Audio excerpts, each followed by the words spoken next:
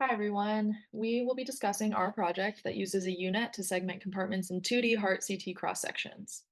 As background, it's useful to discuss aortic stenosis, a common form of heart disease where the aortic valve narrows and reduces blood flow, which can lead to heart failure over time. This condition can be treated with a transcatheter aortic valve replacement, or TAVR, which is an alternative to open heart surgery and is a non-surgical, minimally invasive treatment where the aortic valve is replaced with a manufactured one. It's standard for TAVR patients to undergo preoperative CT scans to visualize the heart before the procedure, where different regions of the heart are identified and isolated in the 2D CT images, a process known as segmentation. Most intuitively, the aorta must be accurately segmented so that the size of the valve annulus can be measured and the correct valve size can be selected. However, segmenting the right atrium, right ventricle, and left ventricle are also essential for this procedure, as they provide vital information such as cardiac function or complications. In our project, we use deep learning techniques to automate segmentations of 2D cross-sectional images of the heart taken from preoperative CT scans of TAVR patients. So we used a UNET, which is a type of convolution neural network, or CNN, used specifically for biomedical imaging segmentation. If you recall, CNNs work by convolving an input image in matrix form with a kernel, where the kernel slides over the input image, performing multiplication and integration, then outputting a new matrix known as a feature map. In a UNET, a series of convolutions is used to downsample the image combined with a series of deconvolutions to upsample the dataset, which forms this U shape, which gives the technique its name. So if we look at the architecture of a UNET, on the left side, we have the contracting path, where the input image is downsampled using max pooling. In max pooling, a feature map is input and the data size is reduced by selecting only maximum values over a series of pixels. Here, the network focuses only on the most significant aspects of the image, i.e., edges and spatial invariance is added. However, resolution and fine details are lost in this process. On the right side of the U, we have the expanding path, where the opposite is done, and deconvolutions are used to upsample the image back to its original resolution. The horizontal gray arrows show concatenations or skip connections that link the paths on each side of the U at every level, which combines the low-level features from the left side of the U, like spatial information and edges, with the high-level features from the right side of the U, such as image details. These concatenations provide the network with both types of information, allowing it to make precise predictions and accurate segmentations. Implementing our UNET involved 3 steps: training, validating, and then finally testing the model. To train, we provided the network with cardiac CT images that have already been manually segmented. The model processes a set of training data, evaluates its performance by comparing its segmentation to the ground truth that we provided.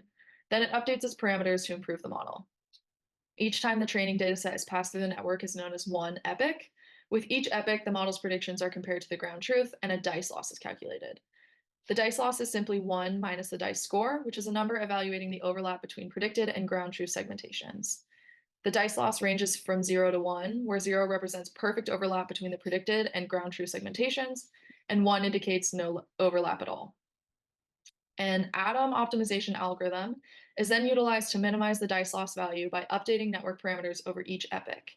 As parameters are adjusted over many epochs, the network learns how to recognize patterns and edges, which improves its predictions and its ability to accurately segment the images. After training the network, it's validated, and we do this by testing its performance on a new dataset it hasn't seen in training. So this checks its ability to generalize to unseen data. And this step prevents overtraining and is used to fine-tune the model parameters and optimize its performance. Testing is the final evaluation of the model, where we evaluate its performance on a new dataset after fully training and optimizing the UNET. We have acquired a dataset from the Conjunct Laboratory at UC San Diego consisting of 225 patients who received cardiac CTs from 2018 to 2022. These patients are all adults and consist of both males and females. They received a CT prior to a TAVR to receive quantitative measurements of their heart chambers in preparation for the procedure. The CT includes multiple transverse cross-sections of the heart across the cardiac cycle. Our dataset therefore is considered 4D CT per patient. We decided to use a UNET to segment specific regions of the heart. For each compartment of interest, we trained an individual UNET. For our workflow, since we began with large 4D data frames, we first needed to fine-tune and select data to input into our model. To do this, we sifted through our large dataset and applied specific guidelines to select images. For example, each image we used needed to include the compartment of interest. Moreover, this compartment needed to have an area of at least 100 pixels. Lastly, we only included at maximum 20 images per patient data set so that we could diversify our data with multiple patients. From these guidelines, we selected 1,000 total images from the compartment of interest. We paired each image with a corresponding binary mask, from which an expert radiologist manually segmented the compartment of interest. In this slide, you can see an example raw image cross-section with its corresponding mask, where the mask outlines the aorta as the ground truth. We split our data into 80% training, 10% validation, and 10% testing. To summarize, the model learns patterns and features from the training data while it only evaluates performance metrics in the validation data. The model's performance is evaluated on the testing set. That means that 800 raw images with 800 corresponding masks for the aorta were inputted into our UNET training model, 100 raw images and 100 masks into our validation model, and 100 raw images were tested with our model, which were later compared to their corresponding ground truth masks via a DICE function. We repeated this process with the other compartments of interest, including the left ventricle, left atrium, right ventricle, and right atrium. Here you can see the training and validation results of our UNET trained on segmenting the aorta in our images. We used a 1 minus DICE score as our loss function. Therefore, on the left plot, you can see that over the span of 20 epochs, our loss function decreases to a value below 0.05 for both training and validation sets. In the right plot, you can see that the accuracy increases for both training and validation datasets, eventually plateauing at a value above 0.99. Here we show the performance of our aorta-specific UNET on our testing set. On the left, we graph the DICE scores for our 100 testing images. Recall that the DICE scores compare how well the estimated labels intersect with the ground truth masks, with a value of 1 meaning a perfect overlap, and a value of 0 meaning no overlap whatsoever. We depict this via a box plot on the top and a scatter plot on the bottom. On the right, we have depicted an example image with their corresponding ground truth masks and predicted labels. We chose a good example in the upper quartile of DICE scores and a poor example in the lower quartile. Similarly, these are the training and validation results for the left ventricle UNET, as well as the training performance. These are the training and validation results for the left atrium UNET, as well as the training performance. These are the training and validation results for the right ventricle UNET, as well as the training performance. These are the training and validation results for the right atrium UNET, as well as the training performance. To summarize, these are our mean DICE scores and standard deviation for all our compartments of interest. And so from these results, we can see that our model has several different advantages and limitations. In the setup of our model, we have advantages such as the fact that we're using a clinical data set of real CT images that are therefore more translatable back to a clinical setting. Additionally, our images are 40 CT per patient, meaning that there's not only data in the spatial domain, but also in the temporal domain because the images are taken across different cardiac cycle time points.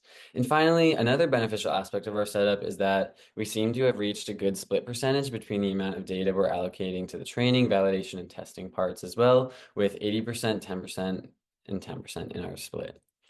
Furthermore, in each of these models, for the different heart compartments, the loss functions are all flatlined as shown here from the loss functions of the left atrium and the left ventricle. This means that our model had enough epochs to sufficiently fit the data and reach a steady state without overfitting. Additionally, all of our DICE scores were above 0.98, which are pretty good, and specifically for the left atrium and ventricle, we saw our model produce DICE scores of around 0.995.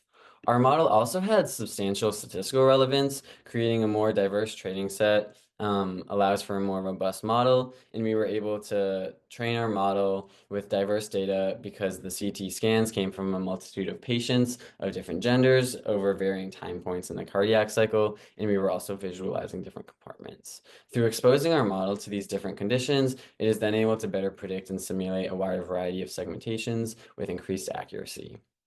However, our model did come with its own unique limitations. Specifically, we only use 1,000 images in total for the training, validating, and testing of each compartment. So we didn't really max out how well the model could potentially predict heart segmentations.